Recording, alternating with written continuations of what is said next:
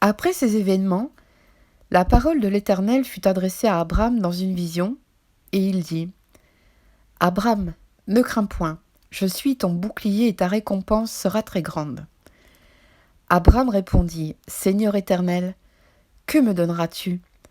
Je m'en vais sans enfant, et l'héritier de ma maison, c'est Eliezer de Damas. » Et Abram dit : « Voici, tu ne m'as point donné de postérité, et celui qui est né dans ma maison sera mon héritier. » Alors, la parole de l'Éternel lui fut adressée ainsi : « Ce n'est pas lui qui sera ton héritier, mais c'est celui qui sortira de tes entrailles qui sera ton héritier. » Et après l'avoir conduit dehors, il dit : « Regarde vers le ciel et compte les étoiles, si tu peux les compter. » Et il lui dit : « Telle sera ta postérité. » Abram eut confiance en l'Éternel, qui le lui imputa à justice.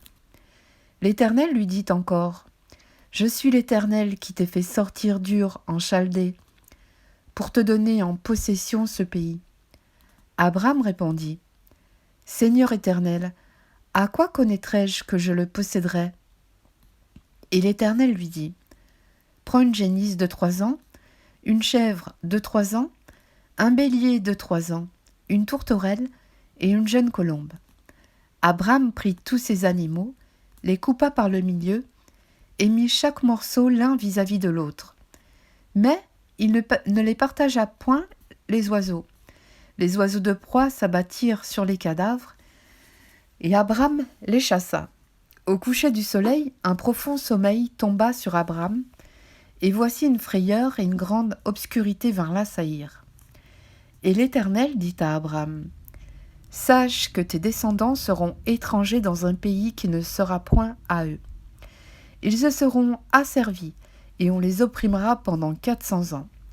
Mais je jugerai la nation à laquelle ils seront asservis, et ils sortiront ensuite avec de grandes richesses.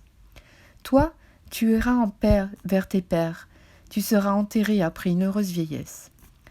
À la 4e génération, ils reviendront ici, car l'iniquité des Amoréens n'est pas encore à son comble. Quand le soleil fut couché, il y eut une obscurité profonde, et voici, ce fut une fournaise fumante, et des flammes passèrent entre les animaux partagés.